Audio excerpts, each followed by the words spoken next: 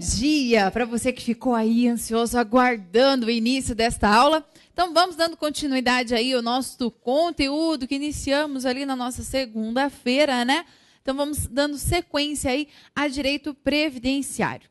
Então vamos falar um pouquinho sobre segurados, quem são os dependentes, qual é o conceito de empresa e empregador doméstico para o direito previdenciário.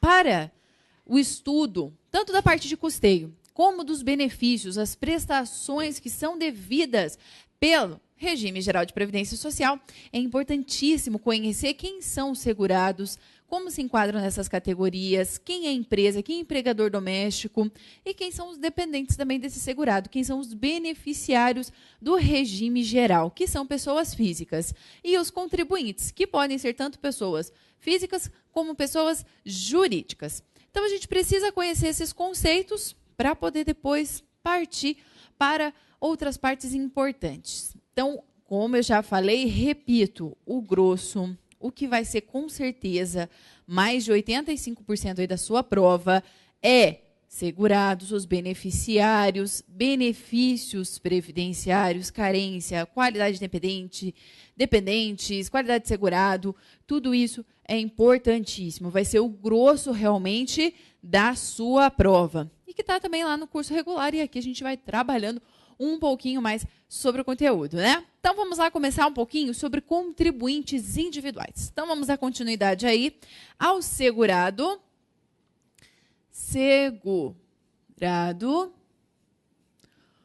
obrigatório. Então, é importante também dar uma lidinha lá no artigo 9º, lá no artigo 11 da lei, o artigo 9º do decreto, para conhecer quem são estes segurados. Porque sempre cai, e cai muito, copia e cola texto de lei. Então, vamos falar um pouquinho sobre o contribuinte individual.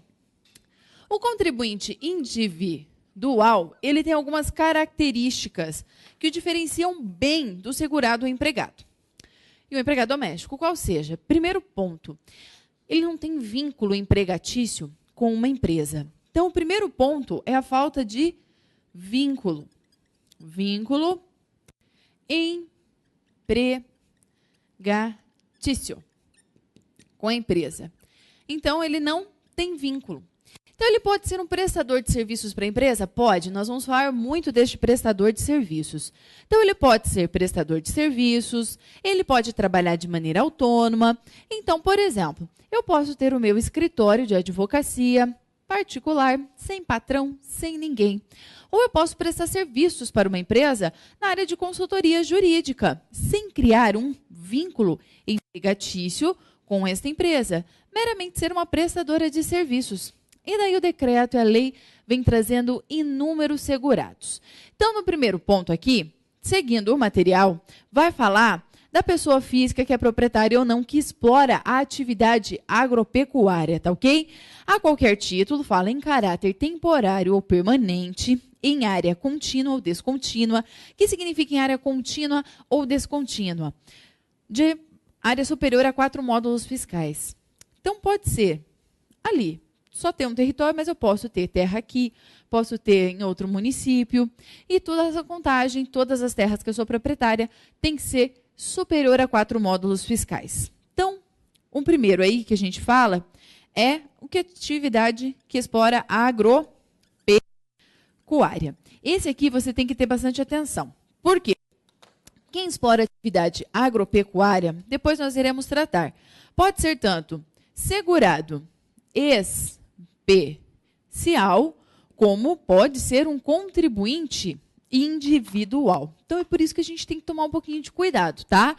Porque ele pode se enquadrar em um e outro. Então, o segurado especial, que depois nós iremos trabalhar também, ele se caracteriza por estar em uma terra inferior a 4 módulos fiscais, ele não tem empregados permanentes, ele exerce atividade em regime de economia familiar. Este contribuinte individual, não. A sua propriedade é superior a 4 módulos fiscais. E ele também conta com empregados, colaboradores de maneira permanente. Então, esses 4 módulos fiscais, o que é? É a medida. Cada região vai ter uma medida diferenciada. Então, aqui em Cascavel, no Paraná, é uma. Lá no Mato Grosso, é outra. Ah, eu preciso conhecer? Não, claro que não. Então, você só precisa saber dessa questão de 4 módulos fiscais, que a lei fixa como uma medida desta propriedade. Então, ele pode explorar, sendo proprietário, ou não. Isto é, eu posso ter alugado aquela propriedade rural e explorar a atividade. Ok. Então, a lei deixa claro isso. E eu conto com empregados de maneira permanente. Então, eu tenho uma fazenda, né, minha propriedade. Tenho 4 módulos fiscais, mas eu tenho empregados. Eu tenho criação, né, de bois, faço a revenda, então eu preciso. Eu tenho ali, né, um pessoal que administra a fazenda, eu tenho vaqueiro, eu tenho uns 3, 4 empregados ali trabalhando constantemente. Então, eu estou explorando a atividade ou ser considerada contribuinte individual. O segurado especial, as questões vão tratar economia familiar, ajuda mútua ali, né? É o marido com a sua esposa e seus filhos trabalhando ali na área rural, onde o trabalho de todos é extremamente importante para a subsistência. Aqui, eu conto com empregados. Aqui, eu posso ter colaboradores de maneira eventual. Então, a lei vai trazer também uma limitação. Então, toma cuidado. Quem explora atividade agropecuária aí pode ser tanto segurado especial, como pode se enquadrar como contribuinte individual. Para a prova, geralmente, ou vai citar esses 4 módulos, vai citar a questão de empregados, se tem empregados de maneira permanente, ou é temporário ali, está cumprindo o tempo legal da lei. E o segurado especial, tanto a CESP como a FCC, elas usam muito a questão de regime de economia familiar. Trabalhar ali com a família.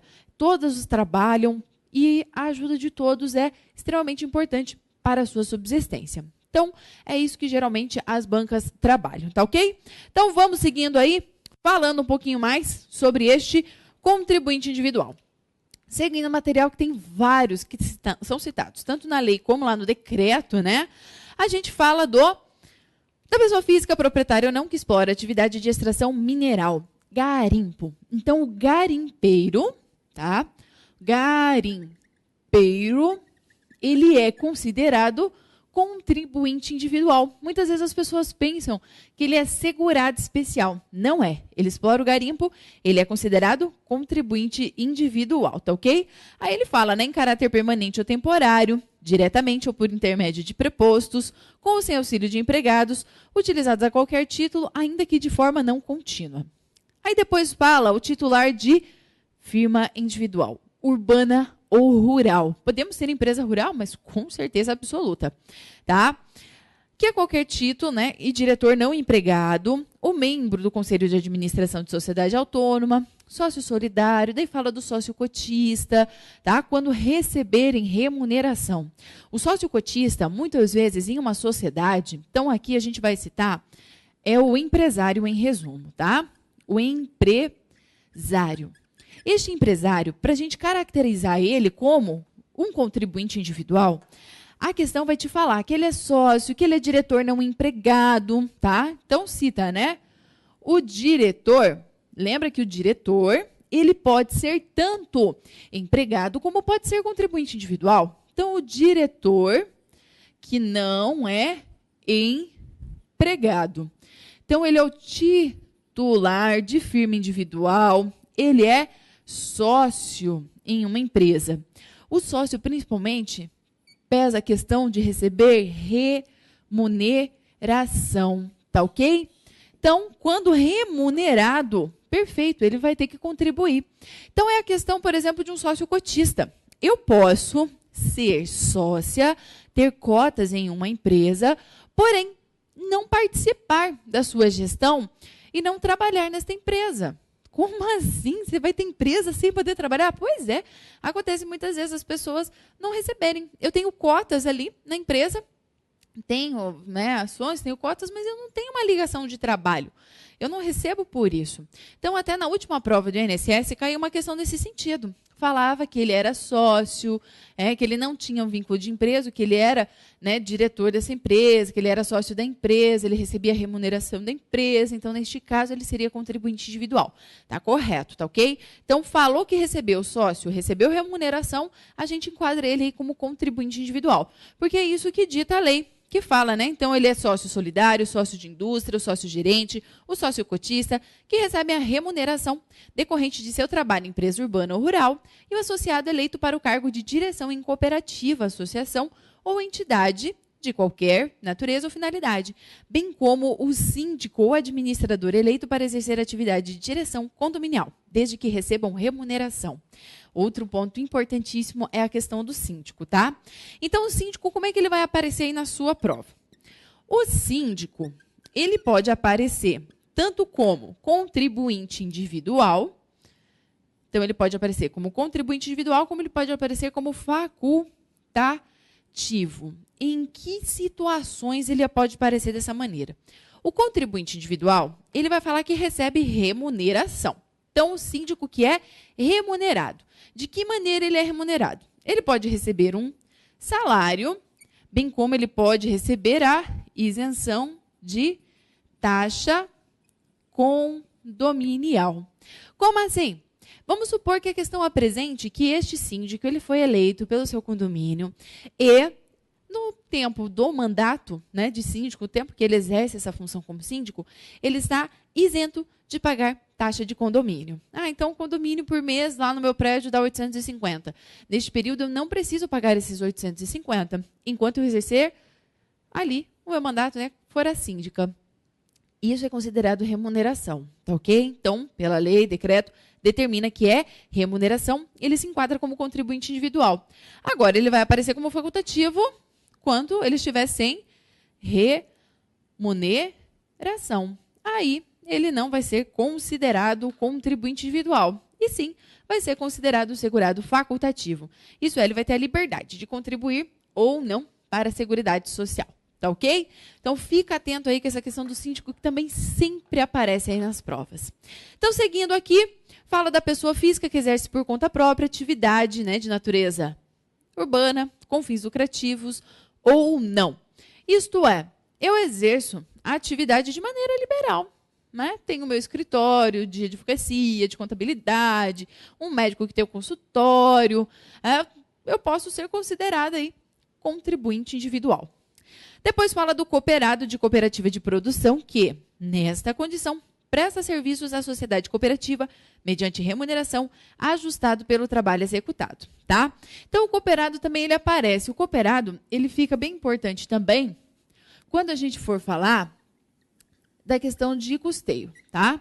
O cooperado. Então, o cooperado em cooperativa de produção, ele é contribuinte individual. Isso não gera vínculo como empregado. Então, ele vai contribuir, tem direitos como contribuinte individual. Perfeito? Seguindo, o membro, né, de cooperativa de trabalho, que nessa condição presta serviços a empresas e a pessoas físicas mediante remuneração ajustada ao trabalho executado. Aquele que pessoalmente, por conta própria e seu risco, exerce pequena atividade comercial em via pública ou de porta em porta, como comerciante ambulante. Então, o ambulante, tá? O ambulante entra aqui, ou até mesmo o camelô, né? Então, ele trabalha de porta em porta vendendo. Então, eu compro roupas, né? Temos aqui Cianorte, pertinho, que tem, né, uma indústria, né, excelente. Compro roupas ali em Cianorte, venho para cá e começo a vender de porta em porta essas roupas. Eu vou ter que contribuir sobre a remuneração que eu vou oferir? Com certeza. Eu estou exercendo essa atividade. Então, eu vou me enquadrar. Que fala, né? Deixa claro. Então, eu tenho que trabalhar ali de porta em porta também. Aí, fala também aquele que na condição de pequeno feirante compra para revenda produtos hortifrutigranjeiros ou assemelhados. Então, presta atenção aqui, tá? Essa situação do pequeno feirante, que a lei traz, o feirante, significa a situação daquele que vai, compra a produção rural e vem revender. É diferente de um segurado especial que produz e vai comercializar, tá ok? Então, este aqui eu compro, eu vou adquirir, produtos hortifruti grangeiros de algum produtor, de outros produtores, vários produtores rurais, e venho vender na feirinha da cidade, tá ok? Então, esse pequeno feirante também é considerado contribuinte individual. Aí depois fala também do microempreendedor individual, o MEI. O microempreendedor individual também será considerado contribuinte individual aí para os termos da lei. Aí fala que empresta, né, serviço de natureza urbana ou rural em caráter eventual a uma ou mais empresas sem relação de emprego, prestador de serviços, tá? Então, a gente pode resumir isso aqui como prestador de serviços, sem qualquer tipo de vínculo. Então, ele também será considerado contribuinte individual. Também a lei fala do médico residente, tá? Então, o médico em residência, médico residente, ele também deve contribuir na categoria de contribuinte individual. Ah, mas ele ali está meio estudando, tem que fazer a residência, terminar. Pois é, seria facultativo? Não.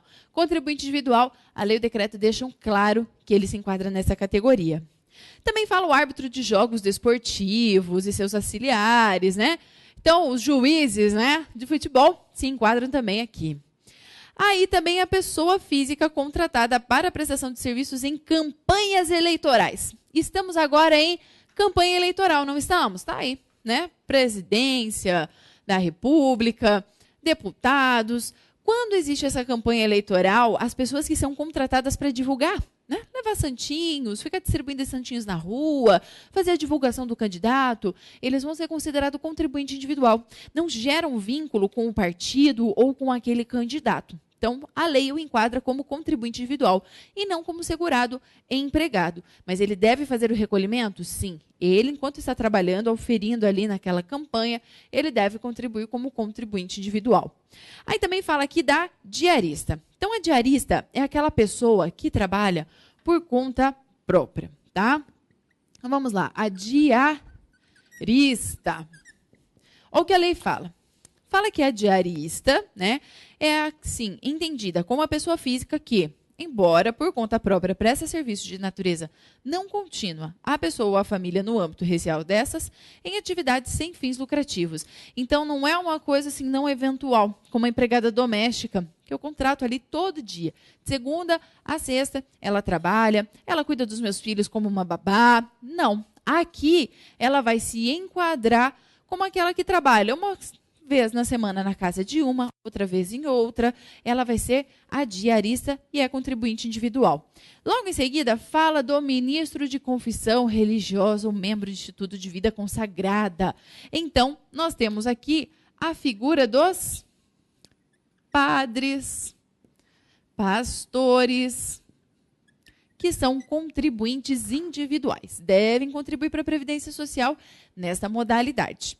E daí nós temos também o brasileiro civil, que trabalha no exterior para o organismo oficial internacional, do qual o Brasil é membro efetivo, ainda que lá domiciliado e contratado, salvo quando coberto por regime próprio de previdência.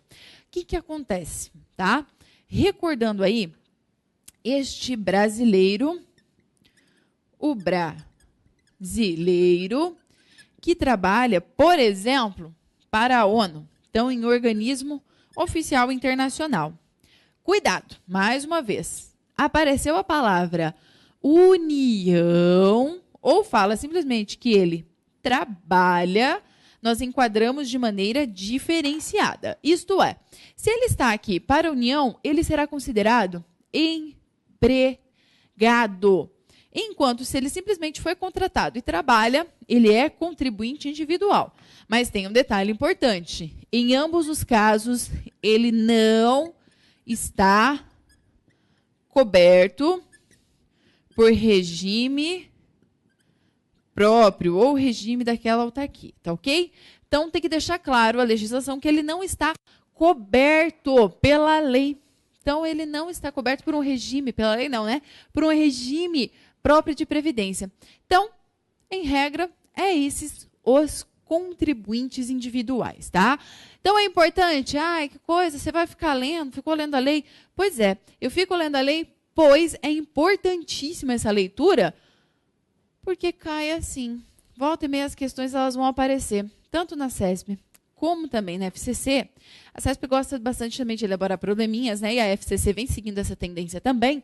Vai aparecer desta maneira. Perfeito? Então, vamos falando aí sobre segurados obrigatórios. Falando aqui dos trabalhadores avulsos. Quem são esses trabalhadores avulsos? Eles têm muitas das características do contribuinte individual. Então, eles trabalham sem vínculo com uma empresa. Eles trabalham sem vínculos, prestam serviços para as diversas empresas, assim como um contribuinte individual. Mas o que diferencia ele de um contribuinte individual? O que diferencia ele é a chamada intermediação. Então, o serviço dele é intermediado por um órgão gestor de mão de obra e também por um sindicato. Tá ok? Então, o órgão gestor de mão de obra, nós temos ali a questão portuária, tá? Então, até no material, ele fala o seguinte, que o órgão gestor de mão de obra é a entidade que faz a intermediação do trabalho portuário avulso, conforme prevê o artigo 18 da Lei 8.630 de 93. Olha lá, cuidado aí com essa lei, tá? Está escrito assim lá no decreto. Mas nós tivemos em 2013 uma lei que modificou, né, a lei dos portos, modificou essa lei de 1993. Olha, uma atualizada, uma nova vida, né, ajustando. Então, hoje, quem trabalha na zona portuária pode ser contratado diretamente também pela empresa, pelo navio que está chegando ali, vamos supor, tá? Então, o cara que trabalha lá, por exemplo, fazendo a limpeza das embarcações, né, ajudando na carga, descarga ali, ele é considerado um trabalhador avulso, quando intermediado pelo órgão gestor de mão de obra.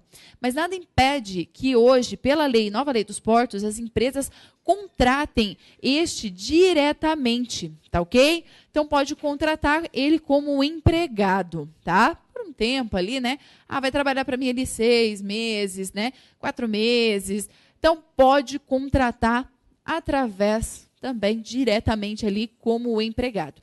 Então, a nova lei portuária deu também essa possibilidade. Mas continuamos tendo os trabalhadores avulsos? Sim. Então, eles estão ligados a este órgão gestor de mão de obra que vai intermediar. Então, esse órgão gestor de mão de obra, ou sindicato da categoria que a gente vê aqui nas questões de trabalho rural, porque pode ser também em zona portuária, mas pode ser também trabalhando como ensacador de café, que o decreto traz ali como alguns exemplos de quem seria considerado trabalhador avulso. Então, existindo essa intermediação, sem problema nenhum, tá? Então, o que acontece? Chega ali o navio, né? Temos as empresas por trás, elas entram em contato com o órgão gestor de mão de obra, e o órgão gestor de mão de obra faz a designação, manda esses trabalhadores para lá. Ó, estão precisando de você para que você faça lá, carregue, faça a limpeza da embarcação. Então, ele vai intermediar. Então, ele tem as características de um contribuinte individual, mas existe a intermediação que o diferencia do contribuinte individual. Mas pode aparecer um conceito bem parecido também com o contribuinte individual? Pode. Trabalhador avulso, então, pode ser aquele que presta serviço para diversas empresas sem qualquer vínculo empregatício, assim como o contribuinte individual. Mas ele vem aí amparado pela intermediação. Então, no material de vocês, tem ali diversos exemplos que o decreto traz, né? Que é aquele de captasia, fala ali o pessoal de avarenga, né? O amarrador de embarcação, o sacador de café, de cacau, fala também trabalhador na indústria de extração de sal, carregador de bagagem em porto, prático em barra de porto, o guindasteiro, né? O classificador, movimentação. Então, tem vários exemplos aí que são citados pelo decreto. Na Lei 8.213, a lei, quando fala do trabalhador avulso, ela somente dá o conceito de trabalhador avulso, que também é muito cobrado, aquele conceito, um copia e cola daquele conceito nas provas de concurso. Mas aqui, Não, aqui daí no decreto é estabelecido. Aí onde que está no decreto, segurados? Está lá no artigo 9º do decreto. Então lá coloca-se os exemplos. Então volta e meia as leis colocam esses exemplos. Então coloca, né? Pode ser considerado trabalhador avulso que presta diversas empresas com intermediação do órgão gestor de mão de obra, que na captasia, né? Perfeito. Então ele pode citar esses exemplos também que estão no decreto e que está aí também no seu material. Perfeito? Então, vimos aí quem são os contribuintes individuais, quem são esses trabalhadores, né, avulsos, que estão trabalhando aí com essa intermediação de órgão gestor de mão de obra, sindicato. Então, fica atento também, tá? Que a lei que está citada aí, que é a mesma, que está o copia e cola lá do decreto, ela foi alterada. Mas daí fala assim, por que você não colocou a nova lei, então? Porque volta e meia, as bancas fazem o copia e cola e deixam aquela lei ali. Então, para não dar um nó na tua cabeça. Geralmente, elas vão tirar a lei, não vão nem citar a lei que dá o conceito, né, que fala do trabalho portuário. Mas pode ser que, às vezes, citem, como já aconteceu em questões da lei de estágio e sendo que já estava revogada. Tá ok? Mas o número da lei não precisa se preocupar para a sua prova, não precisa ficar apavorado. Ai, meu Deus, tem que saber agora, então, qual que é a lei de estágio, tem que saber a lei dos portos. Não, você precisa conhecer os conceitos aqui com relação aos segurados que a lei traz. Perfeito? Então, vamos para frente? Então, concluído aí, contribuinte individual, concluído o trabalhador avulso, vamos agora trabalhar o segurado especial. Segurado especial, ele é muito cobrado na prova, tá? Então, o segurado especial. O segurado especial, ele é uma figura, né, que vem se modificando muito ao longo do tempo, tá? Então, por exemplo, aqui na nossa região, em Cascavel, aqui no interior do Paraná, nós temos muito a figura do segurado especial, porque a nossa região é uma região agrícola, que explora muita atividade agrícola, tá ok? Então, num primeiro ponto, nós vamos falar aquele que explora atividade agropecuária. Então, lembra que este que explora a atividade agropecuária, bem como a pesqueira que a gente vai falar, eles podem ser considerados também contribuinte individual, tá? Cuidado. Então, temos aqui o pescador artesanal. Temos também o extrativista vegetal, um seringueiro, então, né, lá das regiões da Amazônia, o extrativista, tá? Vegetal. Então, né, são os seringueiros, tudo que a lei também coloca aí, tá? Então, no material, nós temos ali o conceito tanto do produtor como do pescador. Então, o produtor rural, vamos fazer um resumo. Pode ser aquele que explora a atividade em área, tá? Inferior a 4 módulos fiscais, bem como aquele que não tem empregados, mas ele pode contar com colaboradoras, tá? Quando que ele pode? Então, ele pode, muitas vezes, contar com colaboradores, digamos assim, temporário. Então, a lei fala, né, que seria 120 dias, né, pessoas ao ano civil. Não contado este período, o que ele recebe auxílio doença, tá? Então, aquele que explora atividade agropecuária, como proprietário ou não, usufrutuário, com um parceiro, com um meeiro, tá? Então, ele pode pegar a terra emprestada, ele pode trabalhar com um parceiro, mas tudo isso deve estar registrado em contrato, tá? Então, pode existir essas situações. O assentado também entra aqui. Então, inferior a 4 módulos fiscais, não tem empregados, mas pode ter colaboradores por um período aí de 120 dias pessoas ao ano civil, tá ok? Então, essa situação, como é que fica aqui com relação a estes colaboradores? Hoje, na prática, então, a questão pode te trazer bem o conceito mesmo de lei. Mas significaria dizer o seguinte, eu posso contratar uma pessoa durante 120 dias no ano civil, de janeiro a dezembro. Bem como eu posso contratar 2 pessoas durante 60 dias, cada uma, durante esse ano civil. Recolhidas as contribuições, tudo corretamente. Posso ter essa situação, tá ok? Bem como também, depois nós vamos ver, não tem impedimento nenhum deste sujeito ir trabalhar em outra atividade, respeitando também esses 120 dias. 120 dias, falando aqui de segurado especial, é um númerozinho chave, tá ok? Aí temos também o pescador artesanal. Quem que é o pescador artesanal? O pescador artesanal é aquele sujeito, né, que trabalha, pode trabalhar também em parceria? Pode, tá? Então, se ele tem um parceiro, nós temos 10 toneladas. Se nós não temos parceiro, ele trabalha só ou com a sua família, ali temos a embarcação de até 6 toneladas de tara, tá ok? E temos ali a figura do extrativista vegetal. O que acontece nessas situações? São também considerados segurado especial, tá? O chamado grupo, vamos chamar assim, grupo familiar. Então, é a esposa, filhos, equiparados aos filhos, que exerçam, junto com este segurado, com este titular, esse da terra, por exemplo, ali, a atividade agropecuária ou pesqueira. Então, imagine a seguinte situação, uma família pesca artesanal. Sai de madrugada, pai e o filho, para pescar. Então, eles vão em alto mar, trazem o peixe. A sua esposa está lá esperando, né? Para fazer a limpeza, para depois comercializar este peixe. Então, a família trabalha junto, em prol da subsistência na mesma atividade. Assim como vamos pensar num pequeno sítio, tá? Então, as questões trazem muito, né? O pequeno produtor rural, né? Aquele que tem um pequeno sítio. Então, ele deixa muito claro que ele é pequeno, que está numa área pequena, para que você saiba diferenciar.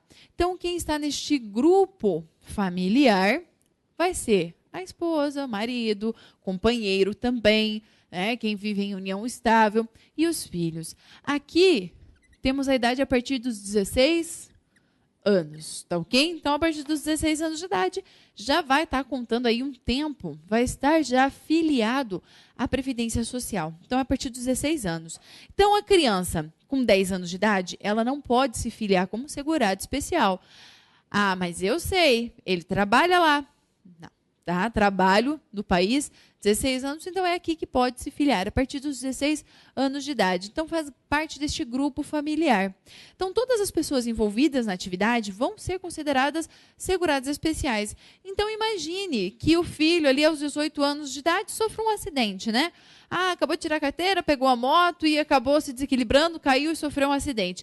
Ele vai ter direito a um auxílio-doença, se ele precisar ficar afastado das atividades ali por uns 30 dias? Vai ter direito também ao benefício, porque ele faz grupo, faz parte deste grupo familiar.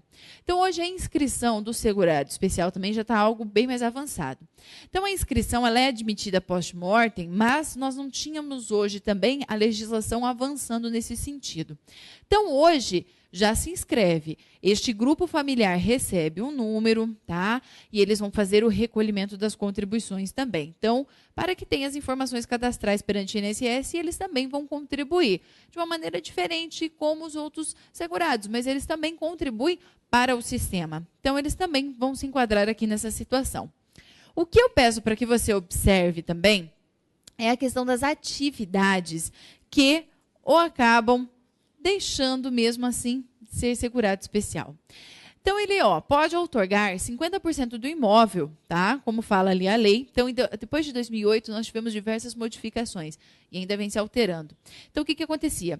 Muitas vezes antes, o segurado especial, tínhamos o conceito, tudo, mas e se ele tem outra fonte de renda? Então, a lei deixa claro. Se ele tem outra fonte de renda, se ele tem uma outra outro enquadramento. Então, se ele vai trabalhar como empregado em uma empresa, mesmo que ele fique ajudando ali no sítio, ele não é segurado especial, tá ok? Então, se ele tem uma outra atividade, se ele se enquadra em outra categoria de segurado obrigatório, ele não se enquadra mais como segurado especial. Por mais que a questão te leve no emocional falando, poxa, mas ele ajuda. Então, por exemplo, em 2008, né, na prova do INSS, na CESP, ela citava uma questão de uma mulher que ela ajudava a sua família, né, na atividade ali de segurado especial, ela ajudava, mas ela também acabava trabalhando em uma escola ali, rural, né, próxima. Poxa, então se ela trabalha na escola, se ela já criou um vínculo, está trabalhando naquela escola, não colocava ser empregado como contribuinte individual, mas ela estava prestando serviços para aquela escola. Ela, mesmo ajudando na sua família, ela estava em outra atividade que a tirava deste conceito de segurado especial. Mas tem algumas atividades que não vão deixar de ser segurado especial, tá? Então, quais são as outras atividades ou fontes de renda que o segurado pode ter? Então, nós podemos ter ali a outorga de 50% do imóvel, desde que ele continue na atividade. É isso que a lei fala. Então, através de contrato escrito, de parceria, meiação ou comodato de até 50% do imóvel de até 4 módulos fiscais, que o outorgante ou outorgado continue a exercer a atividade. Então, o segurado especial pode ali arrumar um parceirinho, dividir ali sua terra, cada um explorando. Mas ele precisa, ambos estão ainda na atividade. Se ele sair, se ele não continuar exercendo atividade agropecuária, por exemplo, ele perdeu. Tá ok? Aí fala do turismo, inclusive com a hospedagem, tá? Então, a questão de turismo com hospedagem. Eu tenho uma propriedade rural linda, linda, linda, linda. Tem uma cachoeira maravilhosa, tem um espaço verde muito bonito, árvores. Aí, na época de verão, por exemplo, né, eu abro aquele espaço, construir ali uns chalezinhos para as pessoas poderem ficar ali, ou abro um espaço, né, tem um campo bonito para poder acampar, para que as pessoas possam ficar ali, eu cobro, né, para que as pessoas venham visitar ali o meu sítio. Eu posso explorar?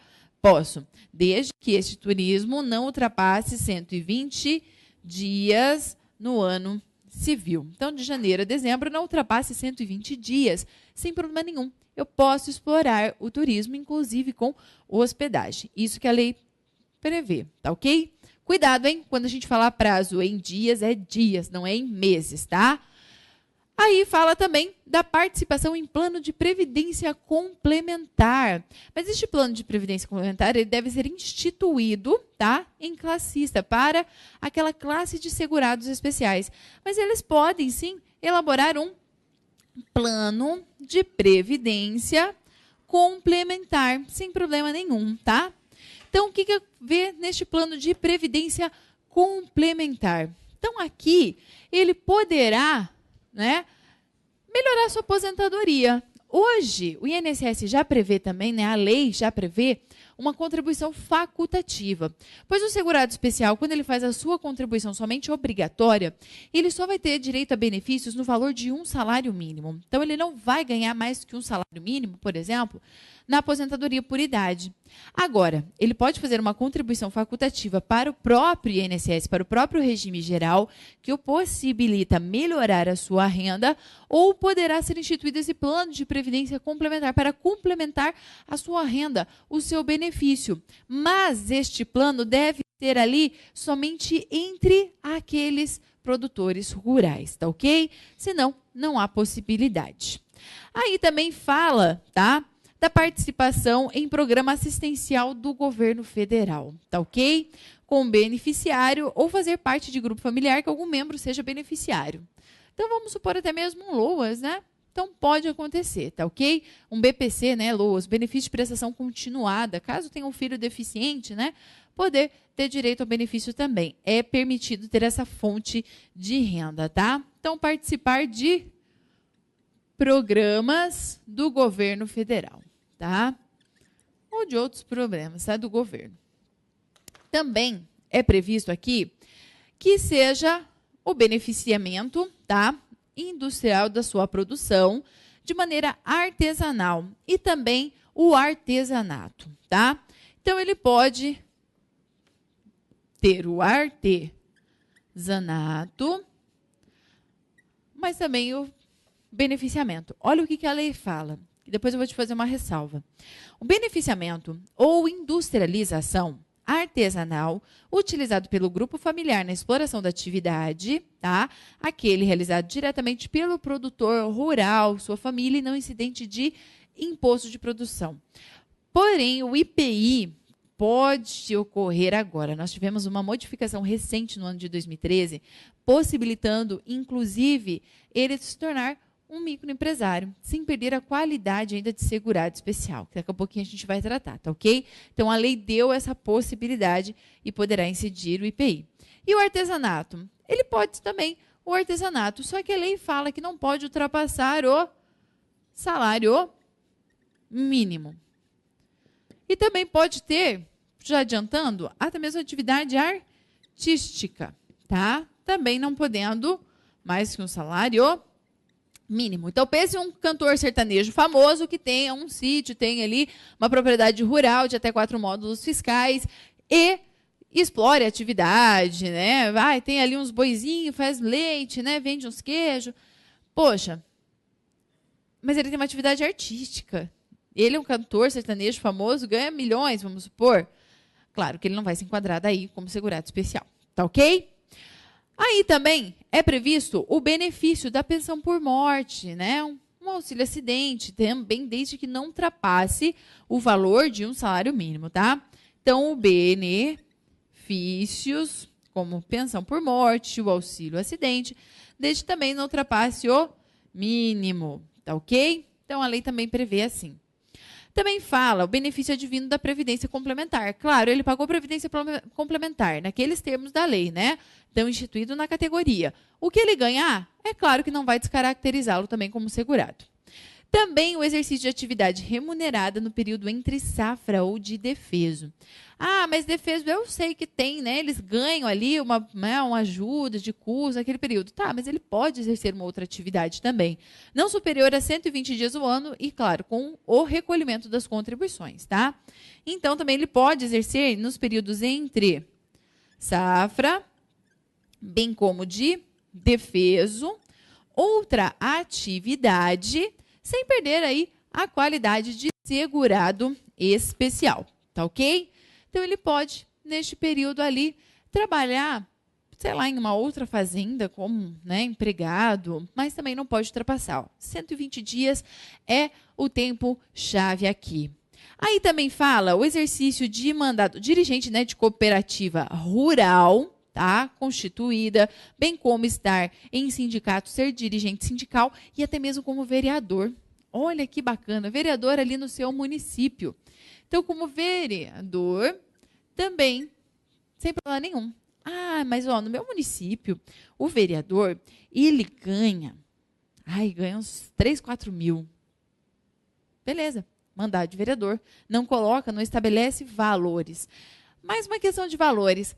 A lei também não estabelece valores que este segurado ganhe na comercialização. Então, se ele comercializar a sua produção no valor de 250 mil, ele vai deixar? Não. É questão de terra, o jeito que ele exerce essa atividade. Ser empregado de maneira permanente, né, em área de maneira contínua ou descontínua, de até 4 módulos fiscais, que é o que vai caracterizá-lo como segurado especial. Tá ok? E não o valor que ele oferir aí na venda, na comercialização da sua produção rural. Aí, por fim, também falou já no material, né, parceria ou meação outorgada, conforme os termos da lei anterior. Perfeito? Então, é isso que trata aí a lei, tá? Então, toma cuidado. Também, se ele começa a exercer uma outra atividade que o enquadre em outra categoria, se ele tem outra fonte de renda que não seja essas permitidas na lei, então se ultrapassa valores, se ultrapassa o tempo, ele perdeu a característica, né, a qualificação como segurado especial, tá ok? Isso faz toda a diferença e você tome cuidado porque a questão pode vir colocando toda essa situação que ele perdeu e colocar um benefício que ele tenha direito e um outro segurado que ele se enquadre e não tenha. Então, você toma cuidado que as questões podem apresentar problemas envolvendo casos, né, diversos pontos aí da matéria, tá? Então, seguindo aí nosso material, tá? Também fala aqui da participação em empresa. Música